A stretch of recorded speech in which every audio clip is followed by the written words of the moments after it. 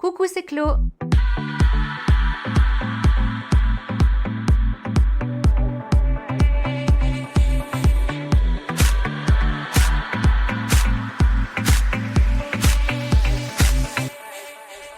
Ça y est, on se retrouve cette semaine de meilleure humeur.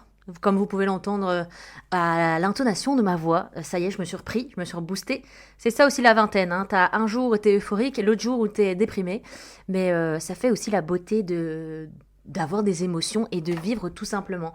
La semaine passée, vous avez été nombreux à réagir à ce dernier épisode qui a été un peu particulier. Je savais pas comment vous alliez le prendre puisque je vous offrais ma vulnérabilité et je vous partageais mes doutes et mes insécurités quant à la vingtaine tout simplement. Notamment avec l'actualité qui est assez lourde et face à laquelle je me sens démunie et je sais que vous aussi. Avec en très gros plan le dérèglement climatique qui est super préoccupant et surtout qui est un problème imminent. C'est une épée Damoclès qui est au-dessus de nos têtes et qui, moi je pense, est surtout au-dessus de la tête de nous, jeunes, entre 20 et 30 ans, et puis même ceux d'avant qui sont la génération future, parce qu'on est les premiers impactés. Si on veut avoir des enfants plus tard, ils le seront aussi d'autant plus. Et surtout, c'est à nous d'agir, je trouve. Enfin, en tout cas, on a beaucoup cette pression-là que c'est à nous d'agir, les jeunes. Donc, c'est pour ça que je trouvais que c'était pertinent d'aborder ce sujet dans le podcast avant 30 ans. Et que ça fait partie de nos pressions. Et pour répondre à ce vaste sujet, j'ai Cola Van Morsel, un activiste engagé dans la justice climatique et un ami aussi de la vie de tous les jours qui va être présent et qui sera là pour répondre à vos questions et aussi pour vous expliquer l'enjeu de manière plus simple, de manière compréhensible, je sais pas comment on dit ça, et aussi de vous donner des astuces sur comment vous pouvez agir à votre échelle. Donc je vous souhaite une bonne écoute. Cola, bonjour. Salut. Merci beaucoup d'être là. Merci à toi pour l'invitation. Ça me fait vraiment très plaisir. Le titre s'appelle « Avant 30 ans, il faut sauver le monde ». Est-ce qu'on peut commencer justement par d'abord dire si c'est la vérité ou pas et après on se présente ? Ouais, pourquoi pas. Dis-moi, est-ce qu'il faut sauver le monde avant 30 ans ? Sauver le monde, ça paraît gros quand même. Hein. Je sais pas s'il faut le sauver, mais en tout cas... Oh je vais recommencer. La planète a plusieurs milliards d'années, donc elle s'en sortira très bien avec ou sans nous, ça c'est clair. Donc finalement, oui, c'est pas vraiment sauver la planète qu'il faut. Enfin, la planète, c'est notre maison, au final, oui, c'est ça. Au milieu d'un cosmos complètement vide. Mais oui, bien sûr, si on veut vivre une vie agréable et digne, c'est mieux qu'on garde notre maison en bon état. Mais clairement, on fait ça d'abord pour nous, et peut-être que ça parlera plus aux gens de se dire qu'on fait ça pour nous, pour des personnes qu'on aime à l'autre bout du monde, pour les générations futures. Donc ouais, je pense qu'il faut changer un peu le narratif autour de l'ours polaire et de la planète. Alors c'est super, hein, si on peut évidemment sauver toute une série d'espèces au passage, mais les personnes qui vont le plus en souffrir et qui en souffrent déjà, c'est déjà les humains. Et donc on fait ça surtout pour sauver notre peau, finalement. Oui. Et c'est pour ça que je trouve ça intéressant de commencer l'épisode par là, parce que moi, c'est là que j'ai compris un peu plus le problème. C'est que c'est pas seulement sauver la planète, parce que la planète, elle va se régénérer sans nous. Ouais. Mais juste, elle va nous dégager à un moment donné si on la respecte plus. Mais elle reste mère de tout ça, quoi. Voilà, donc on pose les bases. Maintenant, je vais te présenter Cola. Ouais. Cola, est-ce que tu veux te présenter toi-même Je peux essayer de le faire rapidement, et puis si tu as envie de compléter... Ah oui, avec plaisir. Parce qu'on se connaît quand même un petit peu, on va pas mentir, donc oui. aux auditeurs, aux auditrices. Mais du coup, je m'appelle Cola Van Morsel, j'ai 25 ans. Oui. Aujourd'hui, je suis enseignant à l'IEX. Je suis aussi le fondateur d'une chaîne YouTube qui s'appelle Autrement, où on parle justement de la crise écologique et des inégalités par ce qu'on appelle les nouveaux récits. On en parlera peut-être un peu tout à l'heure. Et j'accompagne aussi les entreprises et les organisations justement dans cette transition pour peut-être voir un petit peu les problèmes climatiques justement et environnementaux différemment pour le rendre plus tangible et puis motiver les gens à agir. Voilà. Et comment tu as commencé à t'intéresser à tout ça ? C'est venu quand ? C'est venu quand même il y a quelques temps, et je pense comme tout le monde, je voyais un peu beaucoup d'infos passer sur les réseaux sociaux, des documentaires, des choses comme ça, et puis j'ai vraiment eu un déclic un soir, j'étais dans ma coloc avec mon meilleur pote Martin, et on voit un énième documentaire, une énième conférence, et j'ai eu un pétage de câble, pour être honnête. Parce que je me disais, mais waouh, c'était Adélaïde Charlier à l'époque, elle avait 19 ans ou 18 ans. Je me dis, waouh, cette jeune fille, elle a 18 ans, 19 ans, elle fait tout ça. Et moi, je dis toujours que je veux faire plein de trucs, mais en fait, je fais rien du tout. Et du coup, la première chose que j'ai faite, sous le conseil de mon meilleur pote, c'est j'ai fait des choses atteignables. C'est-à-dire que je me suis donné 3 petits objectifs, et qui sont les suivants. Le premier, c'est que je me suis dit, je vais faire 1 mois végétarien. Donc, c'était un défi. J'aimais bien les défis à l'époque. J'ai toujours été sportif, par exemple, donc j'aime bien les défis. Le premier, c'est que j'ai fait 1 mois végétarien. Le deuxième, c'est que je me suis dit, je dois m'entourer de personnes plus informées que moi, parce qu'en fait, j'étais limite le gars qui s'informait déjà le plus à l'époque. Et donc, j'ai rejoint un mouvement qui s'appelle Youth for Climate. Donc, c'était un peu, les mouvements qui ont démarré avec Greta Thunberg, les marches pour le climat dans les rues, etc. Et la troisième chose que j'ai faite, c'est que j'ai créé, en fait, un Instagram où, j'ai utilisé ce que j'apprenais à l'école. Donc, j'ai fait de l'IEX, donc une école de communication et de journalisme.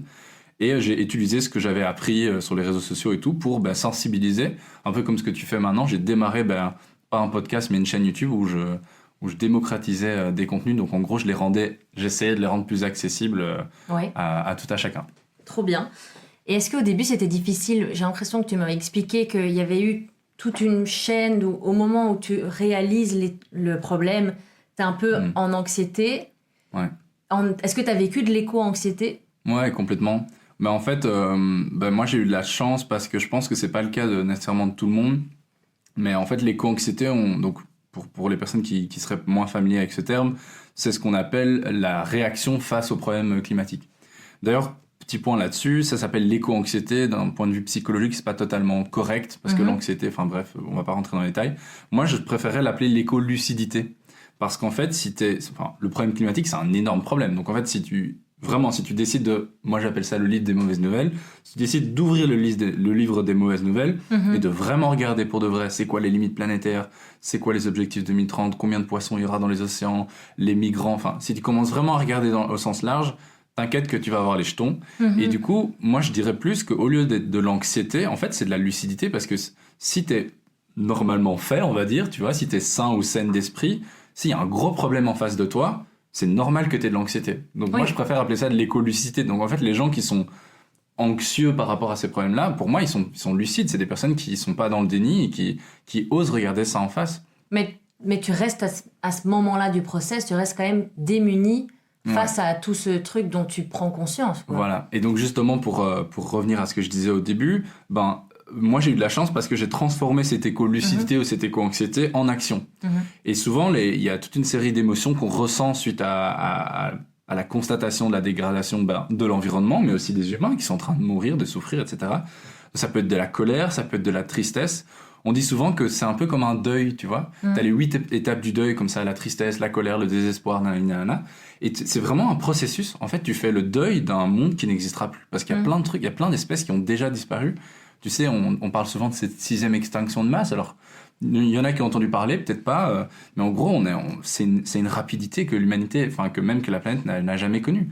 Et donc c'est horrible. Et donc c'est un deuil de tout ça. Et faire le deuil de tout ça, ça peut être difficile et ça peut mener à de la colère, de l'anxiété. Aussi le fait que les politiciens et politiciennes n'agissent pas à la hauteur, etc., etc. Et donc moi, j'ai transformé, en fait, cette colère en action. Et dès le début, je me suis mis à agir. Et c'était ma manière à moi de réagir face à ça. C'est la bonne ou pas, j'en sais rien. Moi, ça me permet d'être sain d'esprit aujourd'hui et de me dire, je pourrais regarder mes enfants droit dans les yeux dans 10 ans et de leur dire, moi, j'ai fait tout ce que j'ai pu dès que j'ai su, quoi. On a les enfants, on en parlera plus tard, justement. C'est une question qui revient souvent. Est-ce que ça vaut encore le coup d'avoir des enfants dans ce monde ? Avant ça, je voulais te partager la statistique de la semaine, puisque dans chaque épisode, je commence avec une statistique pour voir si cette pression de société est réelle ou non. En parlant d'éco-anxiété, c'est un phénomène qui touche 48% des jeunes entre 18 et 34 ans, selon une enquête Ipsos en France. Qu'en penses-tu ? Je pense que ça a complètement du sens et ça rejoint ce que je disais avant. Je pense qu'on est une génération qui ferme peut-être moins les yeux que d'autres. On est très au courant de plein de choses, en fait, à nouveau pour des bonnes ou des mauvaises raisons via les réseaux sociaux. Donc ça me choque pas du tout. Je pense que c'est hyper intéressant comme stat et surtout, ça prouve que, par exemple, en tant qu'enseignant, et je le fais depuis des années, je me bats pour ça à l'école, il faut qu'il y ait un accompagnement qui soit fait. Et en fait, plus tu comprendras le problème, plus tu seras plus tu seras armé pour agir face à ce problème. Toi, tu le sais, tu as suivi à l'IEX une formation et je pense que ça t'a donné quand même plus de clés en main pour savoir un peu ce que tu pouvais faire. Donc, à partir du moment où la société comprend cette statistique et où les adultes de ce monde comprennent cette statistique, ben, c'est surtout mettre les choses en place pour accompagner ces jeunes qui sont en éco-anxiété ou éco-lucidité.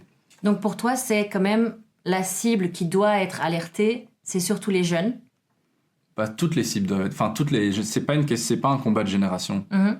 C'est hyper important à comprendre. C'est-à-dire que chaque génération a ses moyens d'agir, chaque génération a eu ses problèmes à son époque, mais tu peux pas demander à des jeunes de 21 ans de changer le monde. On n'a simplement pas le pouvoir en main. Mais c'est clair que, comme on le disait hors antenne, c'est quelque chose qui doit être travaillé dès le plus jeune âge et qui soit dans les écoles avec... Parce que le problème du climat, du dérèglement climatique, c'est qu'il faut vraiment être informé pour pouvoir comprendre le problème. Et pour s'informer, on doit chercher à s'informer. Et pour toi, ça devrait être obligatoire. Bah oui et non, en fait ça dépend à quelle échelle, mais le problème à nouveau c'est que tu vas avoir de la réticence par rapport aux adultes, des enfants, tu vois, il y a eu le même exemple avec les cours sur l'éducation sexuelle et tout, ça a créé un scandale. Enfin je veux dire, c'était pas un truc de fou qu'on demandait, hein. Je crois que c'était quelques heures sur 6 ans d'enseignement, et c'est quand même la base du consentement et de ces choses-là. Bien sûr. Et donc je pense qu'à nouveau, je le vois moi parce que je travaille au niveau universitaire. Par exemple, là, il y a l'ULG qui a fait son tout premier cours en bachelier obligatoire pour tous les étudiants et étudiantes, peu importe le domaine. C'est une toute nouvelle, alors je suis en contact avec eux, on verra les résultats après ce premier quadrimestre. C'est trop bien, et donc ça pour moi, oui, en tout cas au niveau universitaire, ça doit être la base. Et donc là, tu dois avoir le bagage scientifique de base, comme tu aurais un cours de maths ou de philo, tu vois. Bien sûr. Et après, tu fais ta réorientation, et en fonction de ce que tu fais, tu vas un petit peu plus loin dans le sujet ou pas. Par contre, au niveau, par exemple, de l'enseignement inférieur, je pense que ce qui serait plus important, au lieu de foutre les jetons aux enfants, et donc de rassurer les parents, c'est pas de dire il y a 9 limites planétaires, on en a dépassé 6, et on y reviendra peut-être si ce terme n'est pas nécessairement clair, mais c'est plutôt reconnecter les enfants à la nature, enfin faire des choses, tu vois, plus dans l'émerveillement, la joie, et pas dans on va vous bombarder d'infos, la peur de l'avenir, quoi. Mais justement, je pense qu'il y a beaucoup de clichés par rapport à ça, où les gens prennent vite peur par rapport au problème, alors que justement, si tu agis, c'est pas la peur, c'est l'espoir, c'est le renouveau, et tu es le premier à le dire, ça te remplit d'une énergie différente, quoi, non? Ah, mais moi, je suis hyper heureux depuis que je fais ça. J'ai jamais été aussi raligné avec la personne que je suis. J'ai l'impression d'avoir de l'impact. J'agis tous les jours, toutes les semaines, je fais énormément de choses. Enfin, on pourra en parler peut-être un peu après. Ah non, voilà. Mais donc, il y a plusieurs excuses qui freinent l'action des gens, souvent. Il y a plusieurs clichés, comme par exemple, une personne seule ne fait pas la différence, ou alors c'est trop tard. T'en penses quoi, toi, de ces clichés? Déjà, une personne seule ne fait pas la différence. Je pense que je suis le bon exemple du cas contraire, et j'en connais des milliers, pas que je veux nécessairement parler de moi. J'étais vraiment un mec random. Enfin, je veux dire, on a fait des études même dans plus ou moins le même quartier, les mêmes écoles, on avait plus ou moins les mêmes amis. J'avais pas une vie et j'étais pas activiste né, quoi, tu vois. Pourtant, en l'espace de 4 ans, j'ai quand même fait pas mal de trucs. J'ai participé à des COP, j'ai travaillé avec des politiciens et politiciennes, j'ai travaillé au niveau du Parlement européen, j'ai travaillé avec des ONG, j'ai des contacts avec des activistes dans le monde entier, j'ai créé une chaîne YouTube. Enfin, tu vois, je vais pas commencer à t'énumérer tous les trucs que j'ai fait, mais je pense que moi-même, tout seul, j'ai déjà eu un impact. Alors, comment le mesurer, ça c'est difficile, mais non, je pense que c'est le cas.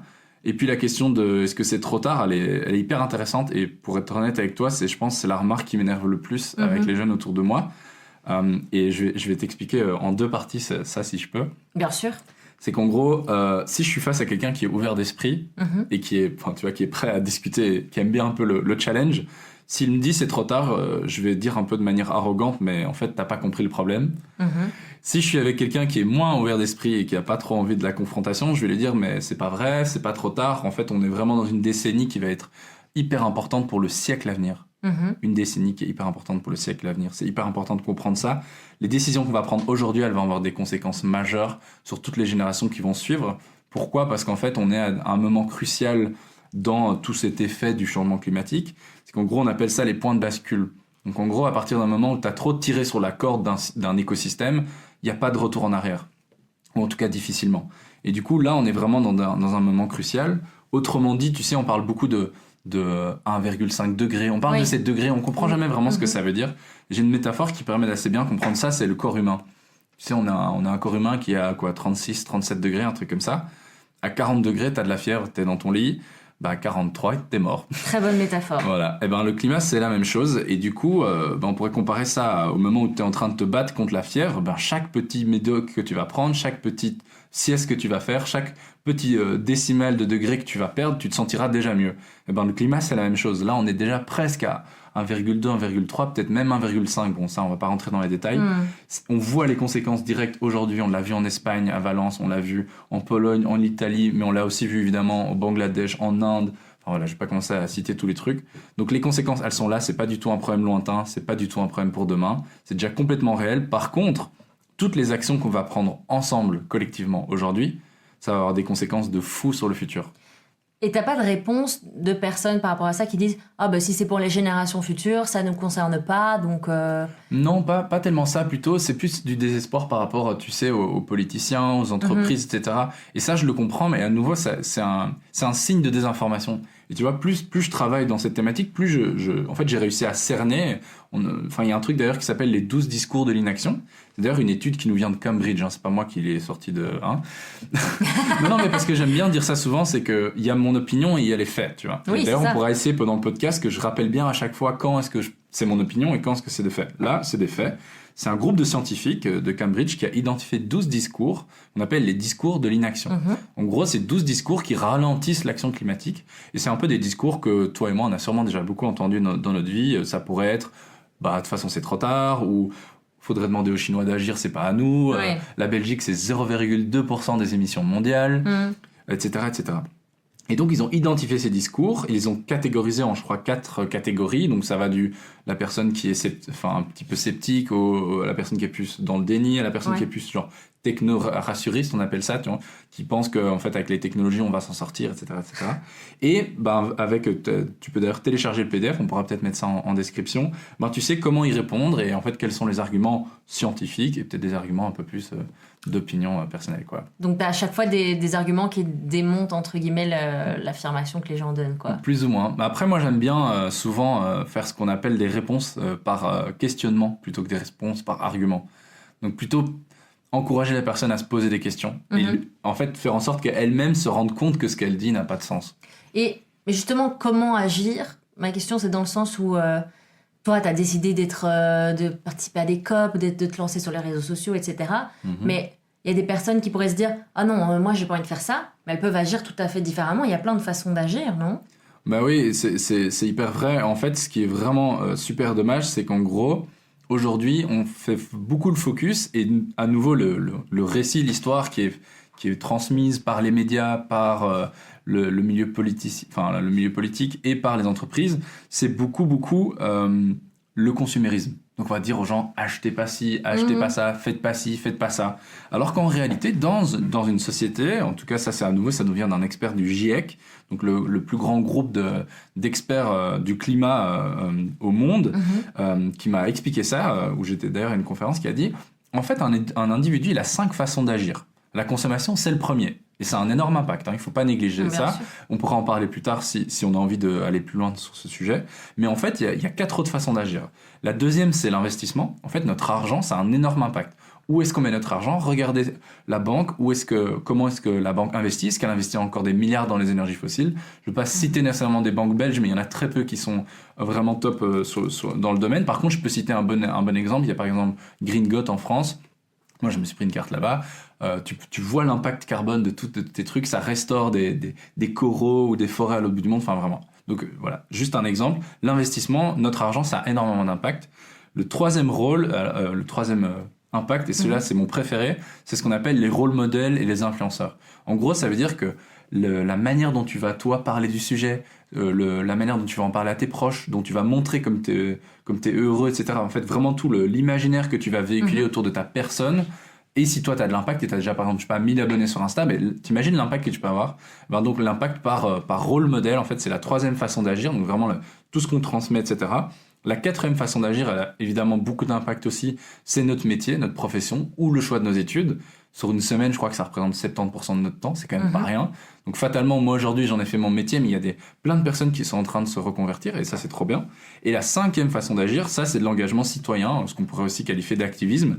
Et là, tout le monde n'est évidemment pas obligé de faire ça, mais il y a énormément d'associations qui existent, protection de la nature, protection des océans, ramassage des déchets. Enfin, on n'est pas tous obligés d'aller s'enchaîner à une pipeline ou d'aller bloquer une route, quoi. Tu vois. Oui, et tu m'avais dit d'ailleurs justement, parce que on en parle souvent de ce sujet, et je te disais, peut-être moi dans mon métier d'animatrice radio, je trouve pas vraiment de sens par rapport à ça, qu'est-ce que je peux faire et tout. Et tu m'avais dit le simple fait que justement tu te serves de ton domaine pour pouvoir faire passer des messages, et ça doit pas être des messages moralisateurs, etc. Mais c'est déjà bien, à ton échelle, c'est déjà bien de pouvoir faire ça. Et c'est vrai que du coup on se dit, punaise, c'est vrai que... En fait, j'ai l'impression que pour agir, on se dit, oh, c'est tout ou rien. C'est soit je me lance, je vais dans les manifs, je vais dans les bazars, mais j'ai pas le courage de faire ça, donc alors je fais rien. Alors que, comme tu m'as dit, il suffit que tu fasses passer une phrase à l'antenne et d'autres personnes dans leur milieu, dans leur domaine, et ça va faire quelque chose, parce que plus on en parle, plus on va changer les mentalités. Ouais, et d'ailleurs, en parlant de ça, enfin, c'est totalement juste ce que tu dis. Il y a deux choses que j'aimerais dire. La première, c'est la question de la pureté militante, on appelle ça. Alors c'est encore plus trash dans le milieu militant, mais je sais que ça arrive évidemment aussi pour des personnes qui sont pas militantes. C'est en gros, on nous demande tout le temps d'être parfait et d'être cohérent. Et moi, ça m'énerve beaucoup parce qu'en fait, ça empêche énormément de gens d'agir parce qu'ils se disent, si je suis, par exemple, je mange un peu moins de viande, je fais des petits efforts, je trie un peu mes déchets, j'achète pas de la fast fashion, mais je prends une fois l'avion, tous mes proches vont dire, ouais, mais t'es pas cohérent, etc. Et ça, c'est vraiment débile parce que, comme ce que j'ai dit avant, tous les efforts sont bons à prendre. Même si c'est pour un temps et qu'on arrête après, tout ça, ça donne en fait un moment de respiration aux écosystèmes, aux planètes. Voilà, donc imagine si des millions de personnes faisaient même un mois végétarien par an, ça ferait déjà une énorme différence, tu vois. Et du coup, tous les petits pas sont bons à prendre et il faut arrêter de penser qu'on doit être parfait. Moi, je suis pas parfait. Il y a plein de trucs que je fais qui sont évidemment pas cohérents avec l'espèce de militant parfait que les gens imaginent. C'est pas du tout vrai.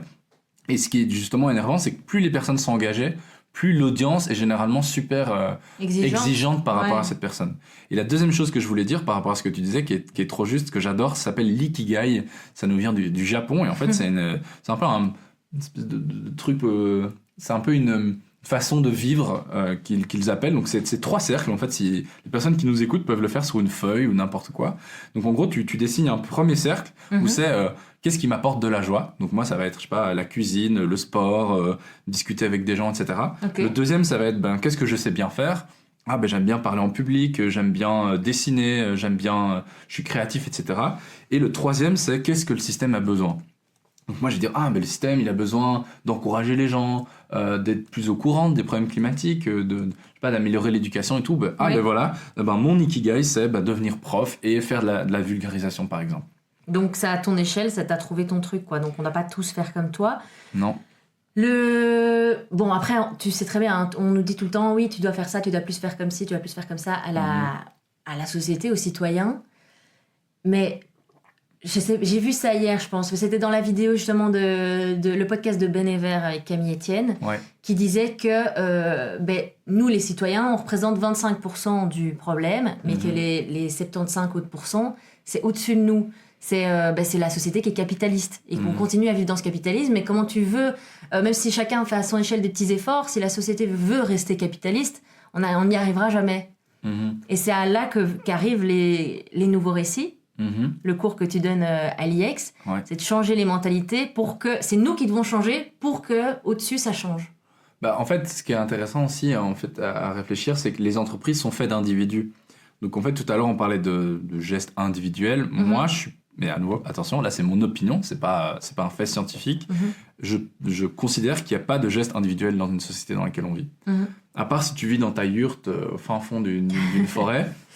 Ici, j'ai pris le train, ça a de l'impact sur la société. J'ai mangé un truc ce matin, ça a de l'impact sur la société.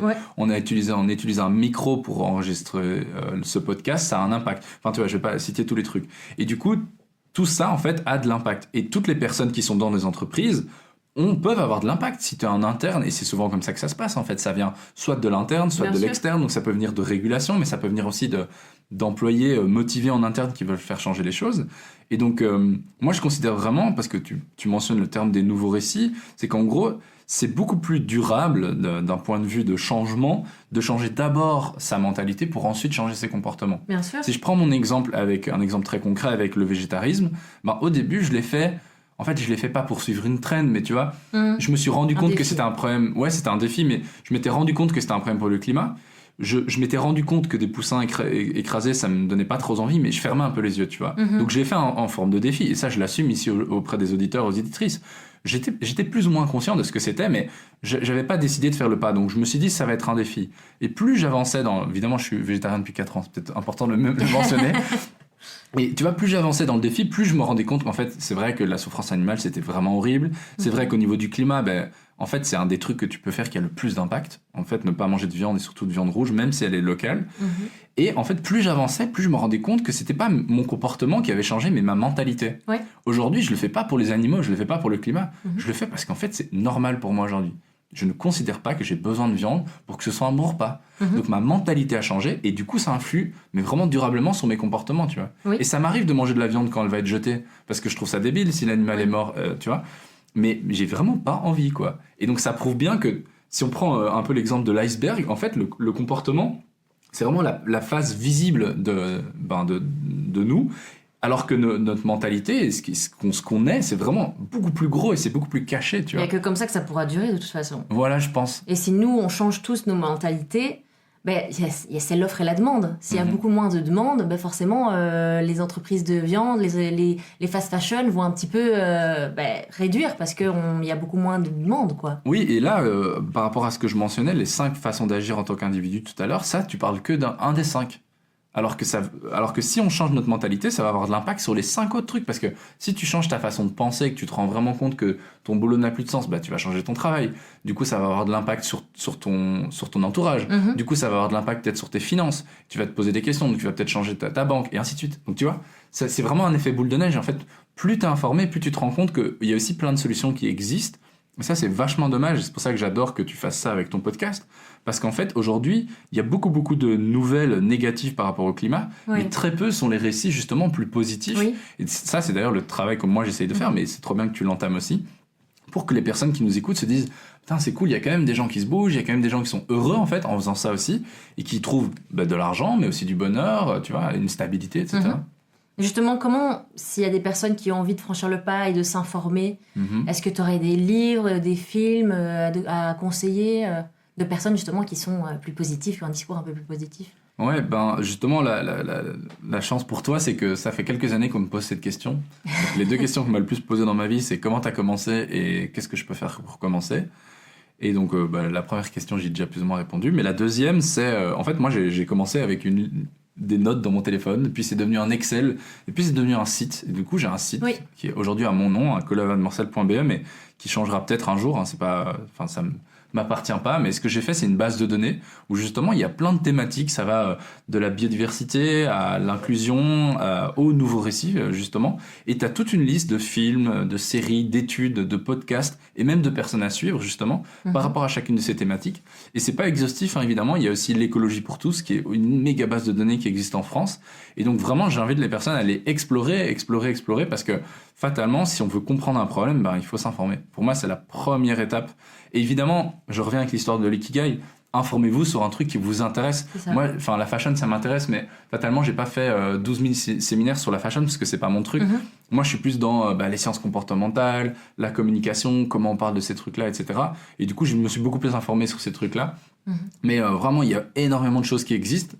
Je pense que le seul problème, c'est que c'est pas encore assez visible et que c'est pas assez centralisé. Donc justement, moi, c'est pour ça que j'ai créé cette base, pour que ce soit centralisé. Donc vous trouverez mon avis de quoi vous amuser pendant quelques heures là-dessus, quoi. Il y a ton site Cola Van Morsel, avec Van Morsel M2ORSEL. Et il y a aussi ton média qui s'appelle Autrement, qui est à retrouver sur Instagram. Il y a un autre canal? Ouais, TikTok, Instagram, LinkedIn, mais principalement on est sur YouTube et on existe aussi sur Spotify. Ok, et ça c'est trop bien, et il vous explique justement comment vivre autrement. Ouais, c'est ça. Voilà, et comment changer les mentalités, et ça je trouve ça génial. Une question qui revient très souvent, et que moi je t'avais posée au début, une fois que j'ai commencé un peu à m'intéresser. Est-ce qu'on peut encore faire des enfants dans ce monde? C'est une très bonne question. Personnellement, c'est une question que je me suis posée pendant longtemps, et que je me pose toujours, hein, mais auquel j'avais une réponse facile avant, c'était non. Et puis récemment, il y a la sœur de ma copine qui a eu un bébé. Et ça a remis pas mal les choses en perspective. Et aussi, j'ai lu un bouquin de Pablo Servigne qui à la base est collapsologue. Donc, c'est des personnes qui pensent que il y a beaucoup de choses qui vont collapser. Et, enfin bref, c'est plutôt négationniste à la base. Enfin, pas négationniste, mais plutôt pessimiste à la base. Quoi. Ouais, c'est ça. Ouais. Bon, en tout cas, c'est pas hyper positif. Il a écrit un deuxième bouquin qui s'appelle Comment vivre l'effondrement et pas seulement y survivre. Et j'adore ce bouquin. Enfin, en tout cas, j'ai bien aimé une partie parce que il parle de la question des enfants. Ils sont 3 auteurs à écrire et ils sont tous les 3 papas. Et ça a vraiment changé ma mentalité là-dessus parce que, en réalité, non seulement, en fait, on vit à la meilleure époque possible, imaginable. J'adore, il y a un bouquin qui dit aussi ça. C'est bien que tu le dises. On vit dans l'utopie de nos ancêtres, dans le sens où toi et moi, on a une vie plus confortable que les rois et les reines d'il y a des siècles, quoi. Vraiment, on a des vies de luxe de malade. Bien sûr, c'est pas le cas de tout le monde, hein, mais je veux dire, proportionnellement, la classe moyenne a une vie de luxe de fou. On vit vraiment un rêve, en fait, pour des millions de personnes qui ont vécu avant nous. Mais oui, évidemment, bien sûr, il y a énormément de problèmes. Bien sûr, ça peut être déprimant et tout, mais franchement, on a une vie de malade. Donc déjà, ça, on vit à la meilleure époque possible pour l'humanité. Donc ça, c'est important de le rappeler. Et la deuxième chose, c'est que pendant des temps de guerre, pendant justement des conflits et des siècles, les gens ont continué à faire des enfants. Et donc je pense que... Mais ça, c'est un avis personnel. Moi, j'ai envie de faire des enfants parce que j'aimerais éduquer mes enfants et j'ai hâte de voir... Déjà, quand je vois des gamins de 12 ans aujourd'hui, je suis méga impressionné. Ils sont hyper éduqués sur les questions d'inclusivité. Parfois, ils sont déjà hyper balèzes sur le climat et des trucs comme ça. Ils sont tellement forts et tellement informés. Donc, je dis pas que je vais en faire des petits activistes, mais parfois, j'ai hâte parce que je me dis... Waouh, ils vont naître dans un monde qui sera déjà tellement différent du nôtre. Et je pense qu'il faut continuer à avoir de l'espoir parce que c'est important. Et voilà, mais c'est vraiment personnel. Donc je forcerai évidemment personne à le faire. Mais j'encourage les gens à réfléchir là-dessus parce que je pense que c'est quand même aussi ça, un peu le but de notre vie, sans vouloir être justement dans un récit hyper la petite famille, la petite voiture, la petite maison. Mais enfin, si c'est pas le but de la vie d'avoir une famille, d'aimer des gens, alors je sais pas trop ce qu'on fait sur cette planète, quoi. En plus, tu pourras le faire de manière positive. Tu lui transmets des choses et tu lui dis t'as le pouvoir de changer les choses. C'est quand même incroyable quand tu dis ça à un enfant. Et ils vont, j'espère que si ça évolue dans le bon sens, ils auront des cours là-dessus, etc. Donc, justement, si on commence avec notre génération et si on continue comme ça va continuer avec les autres générations et tout va bien aller. On n'est pas foutus, quoi. On n'est pas du tout foutus. Donc chouette que tu nous redonnes que tu nous redonnes de l'espoir. Je trouve ça hyper inspirant, ton discours. Quand j'ai regardé un petit peu ce que tu fais, je sais ce que tu fais, hein, mais tu as noté que tu étais activiste engagé pour la justice climatique. C'est fort abstrait pour les gens. Qu'est-ce que ça veut dire, justice climatique ? Ouais, je vais essayer de nouveau prendre désolé pour pour la métaphore de l'iceberg, mais elle est hyper parlante. Donc imaginez un petit iceberg où en fait la pointe de l'iceberg, donc à nouveau la face visible, en fait, c'est pas un problème, le changement climatique. Pour moi, c'est une conséquence. Donc, la pointe de l'iceberg, c'est la conséquence d'un système qui se retrouve sous l'eau et qui est beaucoup plus gros, qui est très inégalitaire. Je m'explique. Donc, en gros, aujourd'hui, de manière très simple, et ça, à nouveau, c'est factuel, on sait que les personnes qui ont le moins participé au changement climatique sont les plus touchées. D'accord ? Ça, c'est hyper important à comprendre. Je vais donner 2 chiffres et après, je m'arrête. Par exemple, l'Afrique, historiquement, depuis que l'humanité émet des gaz à effet de serre réchauffe la planète, quoi, elle a émis 3% des gaz à effet de serre au niveau mondial. L'Allemagne, c'est 6%. Ouais. Voilà. Donc, historiquement, on n'a pas du tout la même responsabilité. Et en plus de ça, aujourd'hui, l'Allemagne est beaucoup moins touchée par les sécheresses, les inondations, les trucs comme ça, que, par exemple, le Burundi, qui est beaucoup moins préparé pour tout ça. Et en plus de ça, comme ils ont été pillés par des ressources, donc par la colonisation, etc., notamment, etc., ils sont beaucoup moins préparés face aux conséquences.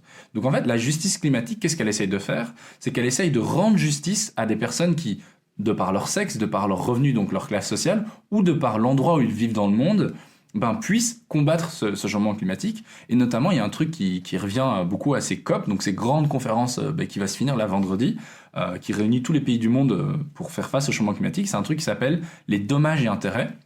Donc c'est en fait des milliards que les pays les plus développés et qui ont donc le plus contribué au problème doivent reverser aux pays qui sont, disons-le comme qu'il faut le dire, qui sont dans la merde et qui n'ont pas les ressources ni les moyens pour y faire face. Et donc la justice climatique au sens large, elle dit mais il faut non seulement, entre guillemets, qu'on soit neutre en carbone pour ces pays-là le plus rapidement possible, mais il faut aussi rendre justice à ces personnes qui sont sérieusement pas du tout responsables. Et moi, si je reviens juste à mon histoire 2 secondes, au début, je me battais pour le climat, l'écologie. Et en fait, j'ai été à la COP, et là, j'ai été marqué par une histoire, et je vais vous partager cette histoire. Enfin, je me rappellerai toujours, j'ai une activiste qui venait du Brésil. Donc, je rencontrais des activistes du monde entier. Hein, c'était hyper touchant, des jeunes de 17 ans parfois, d'Ouganda, machin, etc. Et j'ai une activiste du Brésil qui vient me voir, qui me prend les mains comme ça et qui me dit « Cola, s'il te plaît, aide-nous, quoi. » Et j'ai des frissons rien qu'à en parler à nouveau parce que, en fait, ça m'a fait réaliser que c'était un problème d'humain. On en a parlé au tout début. C'est ces gens, ils sont en train de souffrir. C'est ces gens. Dommages collatéraux, quoi. Mais vraiment, c'est hyper trash, tu vois. Eux, ils risquaient leur vie à faire le job que moi je faisais. Et c'est là où j'ai compris que moi, j'ai tellement un privilège de malade que je dois mettre ce privilège à disposition de ces gens-là. Et j'ai aussi une activiste belge qui un jour m'a dit ça, qui m'a dit « Cola, privilège égale responsabilité ». On n'aime pas trop ce mot responsabilité, mais c'est vrai. Moi, j'ai du temps, tu vois, j'ai de l'argent, etc. Je vis dans un pays en sécurité. Je risque pas ma vie si je vais défendre une forêt. C'est ça. Donc je le fais, quoi. Et justement, je rebondis là-dessus parce qu'il y a beaucoup de gens qui m'ont dit aussi, c'est un problème de riches, du coup. En fait, le climat, vu que c'est les riches qui polluent et les pauvres qui en payent les conséquences. Je pense que cette phrase, bon ça c'est vrai hein, du coup, donc à nouveau, bon, on va aller mollo avec les chiffres, mais 1% des personnes les plus riches émettent autant que 50% les plus pauvres. C'est incroyable. Mais c'est incroyable, genre juste un petit chiffre en plus, est-ce que tu sais combien de jets privés ont volé en 2022, en Belgique hein? J'ai aucune idée, il n'y a même pas une fourchette, 100 000 100 000 vols. C'est énorme, hein. Tu vois, je sais pas. Ça m'énerve trop quand les gens ils disent, tu veux les choquer avec un chiffre et ils donnent un chiffre genre 10 fois plus grand. Ouais, là. Non, 1000. Non, c'était 10 000. Ok, oui, non, mais c'est déjà énorme. 10 000 vols en Belgique, hein. Oui, et quand ils veulent aller juste de Charleroi à. Ouais, c'est ça. Et un jet privé, ça, je crois que ça émet genre 40 fois plus qu'un vol. Non, mais bon, bref. Du coup, oui, effectivement. Donc, généralement, cette phrase, elle est plus perçue comme. Effectivement, donc il y a un impact direct entre richesse et pollution. D'ailleurs, c'est pour ça qu'énormément de personnes riches n'ont pas envie d'en entendre parler, parce qu'ils sont dans ce qu'on appelle une dissonance cognitive, c'est-à-dire il y a une grosse différence entre ce que je pense ou ce que je vois et ce que je fais. Mais pour revenir à ta phrase de « est-ce que l'écologie c'est un truc de riche ?» Dans ma conception, c'est plus compris comme acheter des légumes bio, acheter des vêtements éco-responsables, ça coûte une blinde, donc c'est un problème de riche. Mais il y a un truc qui est intéressant, si on prend rien que l'exemple des vêtements, et j'ai invité notamment Juliette Bonhomme, qui est aussi une influenceuse slow fashion, qui fait des ateliers d'upcycling, on a fait un épisode ensemble, qui me disait, et je trouvais ça un trop bon exemple, le coût à l'utilisation vs le coût d'achat. Donc imagine, tu as un t-shirt que tu achètes 5 balles chez Primark, donc au coût d'achat, il te coûte 5 €. Mais en fait, tu vas l'utiliser 10 fois, puis il va se péter, puis tu vas le jeter, etc. D'ailleurs, petite info aussi là-dessus, tous ces vêtements de fast fashion finissent dans des déserts au Chili, incinérés ou balancés en Afrique. Donc c'est vraiment un gros problème dont on parle pas du tout assez. Le textile, c'est un énorme problème. Revenons à notre truc, donc tu as le coût d'achat et puis le coût d'utilisation. Si j'achète un t-shirt fait en matière éco-responsable qui est beaucoup plus solide, que j'achète 25 € à mon prix d'achat, il me paraît plus cher, mais en fait je vais le garder toute ma vie. Donc c'est plus rentable. Donc c'est plus rentable. Et en plus de ça, il y a un autre truc que les gens pourront trouver intéressant, c'est un truc qui s'appelle Banlieue Climat. C'est une initiative qui est née justement dans les banlieues à Paris et qui vise à justement sensibiliser les gens dans les milieux les plus précarisés. Parce que tu vois, tout à l'heure je parlais de l'Afrique, de l'Océanie, de l'Amérique du Sud qui étaient déjà touchés. Mais en fait, en Belgique, les personnes qui sont déjà touchées par le changement climatique, généralement, c'est les personnes dans des situations de précarité. Oui. Donc en fait, c'est pas du tout un problème de riches. Au contraire, c'est-à-dire que les personnes qui sont dans les situations de plus de précarité, je pense aux inondations en Belgique, c'était des personnes qui avaient acheté des maisons où ils savaient qu'ils pouvaient être inondables. Et les personnes qui achètent des maisons comme ça, c'est pas des personnes qui ont des millions. Non, évidemment, parce qu'ils n'ont pas assez de sous, justement. Ouais. Et par rapport aux vêtements, il y avait quelque chose, moi, qui m'intéressait, parce que c'est aussi toute notre société capitaliste qui nous crée des besoins, et qu'on a l'impression qu'on a besoin de cette nouvelle paire de chaussures, ce nouveau pull, etc. Ouais. Regardez déjà dans votre garde-robe, vous avez déjà bien assez. Et c'était ton collègue qui m'avait dit cette astuce, c'était si je vois un vêtement qui me tente, c'est de me poser la question, est-ce que j'en ai besoin ? Est-ce que j'en ai vraiment besoin ? Et puis, est-ce que j'en ai vraiment besoin maintenant ? Parfois, je répondais oui à la première par naïveté, puis après, j'étais là, est-ce que j'en ai vraiment besoin ? Ouais. Non. Et là, je l'achetais pas. Et franchement, ça m'a aidé. Mais repartir de la question des besoins, c'est hyper important. Et moi, pareil, je le fais aussi, donc j'adore ça. Donc, n'hésitez vraiment pas. Ouais, repartir des besoins. Colin, on va terminer ce podcast avec un dernier sujet qui pour moi est très important et très important pour les auditeurs qui nous écoutent, parce que dans ce podcast avant 30 ans, je parle beaucoup de santé mentale, de bien-être, etc. Et tu es invité ici en tant qu'expert mais aussi en tant qu'humain et en tant qu'ami. Et j'espère que les autres pourront voir aussi la personne que tu es et que tu as aussi des difficultés. Et donc, je voulais te poser des questions sur comment tu te sentais. Je me demandais, est-ce que tu as déjà eu envie de baisser les bras? Presque tous les jours. Oh. C'est hyper dur. Enfin, il faut arrêter de penser que j'en suis convaincu. En fait, l'activisme, pour moi, c'est un roller coaster d'émotions depuis 4 ans. Un matin, je me réveille, je vois une méga nouvelle, je suis en mode « Yes, c'est bon, on va y arriver et tout ». 2 heures après, je vois Trump a gagné les élections. Je suis « Oh mon Dieu ». Et donc, en fait, c'est vraiment ça. Donc, je vais pas mentir aux gens en disant « Oh non, je suis hyper motivé ».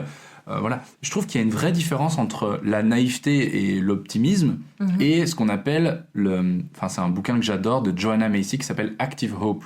Donc en fait, l'espoir actif, quoi. Donc moi, je décide, en fait, c'est un choix stratégique que je fais pour ma santé mentale en fait, plus j'agis, plus j'ai de l'espoir. Et plus j'ai de l'espoir, plus j'agis, tu vois. Et en fait, moi, c'est pas un cercle vicieux, c'est un cercle vertueux que j'essaye de faire dans ma vie de tous les jours. Et j'ai beaucoup de chance. Et c'est d'ailleurs pour ça que j'ai créé le média autrement. Parce qu'en fait, toutes les semaines, je rencontre des gens absolument extraordinaires. Et toi, t'as pu un peu en bénéficier via les cours où j'invitais des personnes trop chouettes. Mais en fait, mon entourage, ils n'ont pas cette chance parce qu'ils sont dans leur train-train quotidien et qu'ils sont pas, voilà, comme on mentionnait tout à l'heure, les 5 façons d'agir, ils font peut-être des petits trucs dans leur consommation, mais tous les autres trucs, ils sont pas vraiment impliqués parce qu'ils n'ont pas vraiment conscience de ça. Mais moi, je rencontre tout le temps. Et du coup, j'ai créé cet espace aussi parce que je me suis dit, je veux que toutes ces personnes se rendent compte qu'en fait, en Belgique, à côté de chez nous, il y a des gens qui agissent et il y en a vraiment plein, quoi, tu vois. Tu veux pas que ça reste une niche, quoi. Non, il faut vraiment se rendre compte qu'il y a des millions, et je dis bien déjà des millions de personnes qui sont déjà en train de travailler sur ces solutions et qui font plein de trucs super. Et de plus en plus, j'ai l'impression, arrête-moi si je me trompe, même dans les marches pour le climat, il y a de plus en plus de personnes, non ? Non, ça par contre, je pense pas. Je pense que justement, les marches pour le climat et donc une forme d'activisme a touché son plafond de verre, hein, tu vois. Donc ça a touché une première partie de la population, tout comme les données, c'est-à-dire que les scientifiques, ça fait 50 ans qu'ils disent ça. Donc ça a touché une certaine partie de la population. Et moi, c'est pour ça que je travaille sur les nouveaux récits, parce que la question maintenant, c'est comment on embarque tout le reste. Et pour moi, pour y arriver, et à nouveau, ça c'est mon opinion, il faut raconter de nouvelles histoires. Il faut rendre ça désirable. Il faut expliquer aux gens qu'ils vont y gagner énormément de choses plutôt qu'ils perdent. Travailler moins, avoir une vie de meilleure santé, avoir plus de temps avec nos enfants. Enfin, toutes ces choses-là que toi, tu mentionnes dans ton podcast, qui sont hyper importantes et qui sont en fait liées à ces problèmes environnementaux. En fait, les problèmes environnementaux, c'est vraiment juste, comme tu disais, le modèle capitalisme, mais pas que, qui en fait met une pression sur nous, sur les écosystèmes, sur tout ça. Rien que le PIB, quand il pense... la notion de bonheur, la notion de est-ce que tu vois ce que c'est, hein, le PIB? Je veux juste faire le produit intérieur brut. Ouais, je veux juste faire une petite parenthèse là-dessus parce que c'est hyper intéressant. Enfin, moi, ça m'a vraiment marqué dans un exemple que vous pouvez peut-être retenir. C'est une association qui va défendre une forêt n'a aucune valeur aux yeux du PIB. Par contre, la société qui vient couper les arbres a de la valeur pour le PIB. Donc, est-ce qu'on changerait pas de mesure, en fait? Il y a d'ailleurs, je pense, c'est en Nouvelle-Zélande, c'est un truc, ils ont changé leur PIB, entre guillemets, sur une mesure du bonheur. Et donc, tu vois, est-ce qu'on changerait pas d'indicateur? Et donc, voilà, question ouverte. Et je me demandais, depuis que tu as commencé, ça fait 4 ans que tu as commencé, quels ont été les moments les plus durs pour toi? Mon retour de la COP26. Donc, c'était il y a 3 ans, donc c'était cette énorme conférence. En fait, c'était juste après le Covid, donc c'était une COP hyper importante. Ouais. Et donc, j'ai passé 2 semaines là-bas avec la délégation belge. Donc, on était une dizaine de jeunes. On rencontre le Premier ministre, on rencontre des ministres qui, sans grande surprise... nous mentent pas, mais mentent en tout cas aux médias et sont pas du tout à la hauteur de nos attentes. Donc on est en colère, on est triste, etc. À nouveau, c'est un peu un roller coaster d'émotions et tout. Et je rencontre ces activistes de l'autre bout du monde, ça me touche à fond, etc. Et je reviens, et en fait, le retour dans ma réalité en Belgique, avec mes cours à l'IEX, sur les influenceurs, avec mes trucs, c'était horrible, quoi. Ça, vraiment, je me suis dit, mais on a tellement de taf à faire. Et donc j'ai vraiment des moments comme ça où ça a été vraiment très très dur, c'est les retours à la réalité où par exemple, bête exemple, l'autre jour j'étais à Paris pour un tournage, j'étais dans une des rues les plus commerçantes de Paris, vraiment j'étais là en mode mais on va jamais y arriver, enfin je voyais les gens, c'était la guerre dans les magasins, les sacs, les trucs, les Zara, les machins, et franchement, comme je disais, je vais pas mentir, moi ça m'arrive presque de façon journalière d'avoir envie de baisser les bras, et puis je me rappelle de ces activistes, et puis je me rappelle de tous ces gens qui bougent, et puis le lendemain matin je me lève, je sais pourquoi je me lève, et on continue à avancer, quoi. Et l'élection de Trump, ça t'a touché Parce que je sais qu'il a des discours très climato-sceptiques. Mais c'est plus que climato-sceptique, lui, ça va être très compliqué, donc c'est une très mauvaise nouvelle pour le climat. Mais j'ai une règle un peu bête, hein, peut-être, mais en fait, toutes les choses sur lesquelles j'ai pas d'impact direct, je m'en charge pas. En fait, mes journées, elles sont déjà assez remplies comme ça, mentalement aussi. Et j'avance, quoi. En fait, j'avance avec les gens qui ont envie d'avancer avec moi. Et j'ai confiance, peut-être d'une façon un peu naïve cette fois-ci, mais j'ai confiance dans l'humanité pour ça, qu'on va s'en retourner. Et bon, ce sera 4 ans de perdu pour les États-Unis. C'est très dommage parce qu'évidemment, c'est un acteur hyper important sur les questions de climat au niveau mondial, tout comme la Chine. Mais j'ai confiance dans le peuple américain qui va se retourner un moment. Et de toute façon, eux, ils sont déjà très touchés, donc c'est qu'une question de temps. Oui, ils sont déjà très touchés par l'impact environnemental, c'est sûr. Mais c'est vraiment qu'une question de temps. Quoi. Ils ont des problèmes de tornades, d'inondations, et puis ils votent pour Trump. Enfin bon, c'est un autre sujet, mais au moins tu as répondu aussi à la question que je comptais te poser de comment tu fais pour ne pas te laisser démoraliser. Tu regardes déjà tout ce que tu fais et tu ne t'inondes pas de tout ce sur quoi tu n'as pas d'impact. Mais j'essaie d'avoir une bonne balance entre m'informer au quotidien, parce que c'est important de comprendre que en Inde, il y a 2 jours, les taux de pollution ont atteint des taux... Enfin, tu vois, si je vais dans des médias, etc., c'est important de comprendre ça. Mais j'essaie vraiment de faire la scission entre les informations que je reçois, dont je suis spectateur et dont j'ai aucun impact. Parce que là, directement, je ne sais rien faire par rapport à Trump, ou je ne sais rien faire par rapport à l'Inde. Mais donc faire la bonne balance entre ce que je reçois comme info et comment je m'informe et la manière dont moi j'agis dans mon quotidien. Et ça, c'est hyper important pour notre santé mentale, tu vois. Ouais, t'as bien raison. Et je me doute que ça n'a pas dû être comme ça dès le départ, dès que t'as commencé. Non, ça prend du temps. D'ailleurs, je me demandais, est-ce que t'as déjà subi des intimidations, des pressions de la part de ton entourage à cause de ton engagement ? Des intimidations, non, parce que je suis un homme. Par contre, il y a un article de Bon Pote qui explique ça très bien, comment les femmes sur les réseaux sociaux, en particulier donc celles qui défendent les causes climatiques, qui sont généralement plus nombreuses que les hommes, hein, il faut le dire, reçoivent des intimidations, par des hommes évidemment. Et ça, moi j'ai des amis activistes qui recevaient des menaces de mort et tout, hein, en Belgique. Mais pourquoi ? Parce qu'on dérange.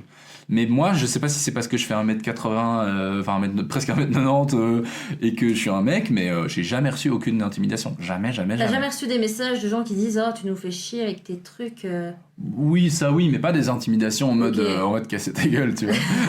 Non, mais même pas que intimidation, mais genre... Non, mais... Je sais pas, ton entourage qui ne comprend pas forcément ce que tu fais. Ah oui, ça oui, ma grand-mère depuis 4 ans, chaque repas, elle comprend pas pourquoi je suis végétarien. Non. C'est vrai ? Ah bah oui, ça l'emmerde à fond. Mais c'est pas grave. Mais à nouveau, j'ai pris de la distance avec ça parce que j'ai rencontré tellement de gens extraordinaires, et j'appuie sur le mot extraordinaire. Depuis que j'ai commencé, vraiment, je suis tellement content d'avoir fait ces choix, quoi. Moi, ça remplit mes semaines de joie. Je sais pourquoi je le fais. Je rencontre des gens géniaux. Donc moi, les 3-4 râleurs autour de moi, je suis en mode ok, râlez si vous voulez. Tu vois, moi je fais pas ça parce que ça me fait... à la base, je faisais pas ça parce que ça me faisait plaisir. Bien sûr. Je fais ça parce que je me rendais compte que j'avais une énorme responsabilité et qu'on avait un gros problème et que j'avais clairement ma part à jouer là-dedans, quoi. De toute façon, tôt ou tard, même ces personnes-là, tôt ou tard, elles vont devoir se confronter à ce problème qui va leur arriver à la tête. Alors, elles ont qu'à rester indifférentes et naïves jusqu'à ce moment-là, mais tôt ou tard, ça va arriver, quoi. Donc, on va aussi... Et c'est pas parce qu'on est en Belgique qu'on n'est pas impacté, on va aussi être impacté. Il y a un économiste que j'adore qui s'appelle Timothée Paris, qui a fait un livre qui s'appelle « Ralentir ou périr », qui est trop bien, sur la décroissance. Et il a dit « La décroissance sera choisie ou subie ». Voilà, c'est très simple. Donc si vous voulez attendre de subir... Voilà, c'est votre problème. Moi, je sais que j'aurais fait tout ce que j'ai pu dès le début pour entamer cette décroissance. On pourra faire un autre épisode sur la décroissance parce que c'est un mot un peu compliqué à comprendre et tout, mais voilà. Donc pour terminer notre épisode, parce qu'on a parlé de plein de choses et j'espère vraiment que ça a inspiré les auditeurs qui nous écoutent, si tu devais transmettre un seul message à tous ceux qui nous écoutent, ce serait quoi ? C'est difficile de résumer tout ça, mais pour toi, c'est quoi le message fondamental que tu as envie de transmettre ? C'est pas facile, hein. C'est drôle parce que je suis toujours de l'autre côté de la caméra à dire finissez sur un message. C'est à moi de le faire. Ouais, à fond. Moi, je ferais l'ikigai. En fait, centrez-vous avec vous, faites quelque chose qui vous passionne, faites quelque chose qui vous apporte de la joie. Et de cette façon-là, vous le ferez sur le long terme. Et il n'y a pas du tout qu'une façon d'agir par rapport au climat. Toutes les causes sociales sont liées à ça. Si vous aidez les enfants, si vous aidez les personnes âgées, si vous réinventez nos manières de vivre, de se déplacer. Enfin, il y a tellement tout à refaire, mais c'est aussi tellement beau parce qu'on vit un moment tellement crucial de l'humanité qui est tellement incroyable, tu vois, que moi, ça m'excite aussi d'une certaine façon. Oui. C'est ça que je te dis que je passe vraiment de la joie à la tristesse sur une journée, mais en réalité, c'est tellement stylé, on vit à une époque de malade mental, il y a tellement de possibilités, tu vois, le futur, il n'existe pas. Le futur, c'est ce qu'on va en faire. C'est ça. Merci Cola pour ton optimisme. Merci pour tes messages d'encouragement aussi. Ça fait du bien d'entendre quelqu'un qui croit quand même un minimum, parce que sinon tu le ferais pas si tu n'y croyais pas. Les amis, rendez-vous sur plein de canaux hein, pour retrouver Cola. Tu as le site colavanmorcel.be. Ouais. Tu as ton compte perso Instagram colavanmorcel. Ouais. Tu as Autrement Média à retrouver sur LinkedIn, sur YouTube, sur Instagram, sur TikTok, sur sur Spotify. Et qui, franchement, mérite beaucoup plus de visibilité parce que c'est super bien fait. Tu fais ça d'une manière... moi, franchement, j'adore. Merci J'adore. beaucoup. La communication, elle est top. Tu as vraiment bien travaillé là-dessus avec des invités qui sont hyper pertinents. Donc, foncez. Et j'espère qu'on aura l'occasion d'encore rediscuter de tout ça autour d'un café. Avec grand plaisir. Merci à toi, Chloé. C'était super chouette. Avec plaisir. Ciao, ciao.